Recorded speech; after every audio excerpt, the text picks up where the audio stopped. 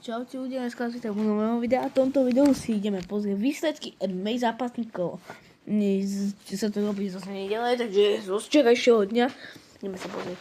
Ľahká váha, mal sa hrazi Gordon versus Rubier, to bolo zrušené nakoniec.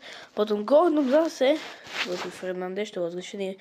Nakoniec sa odohral Bonim versus Sedigov, víťaz bol Sedigov na technické KO, takže KO, dal mu technické kolo. Krauzy, takže tak. Potom si toto bolo, to budem, ženy ma nezajímalo. Perová váha bola Meteora zväzu, to bol víťaz, toto tu.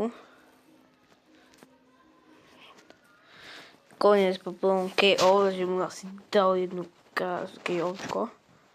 Počkej, tu sme si ešte. Toto bol koniec, v treťom kole na body vyhral Zariu, takže asi to bol veľmi vyrovnaný zápas, keď to bol na body. Ja som asi nevidel tento zápas. Bohužiaľ, ženy asi nebudeme určovať.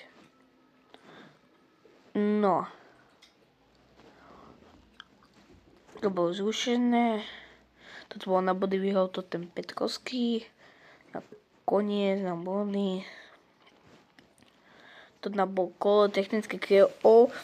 To asi veľa technický KO, aj tu bolo technické KO. To sme mali. Tu boli dve zápasy.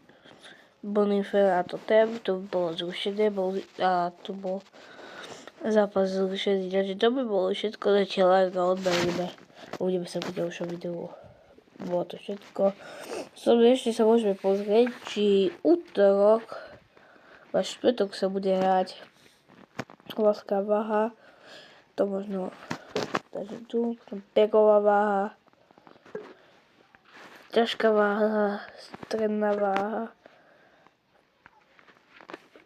a potom piatok sa bude ešte hrať a sobotu sa hral, to vyhral to Smith na body, to bolo ženy,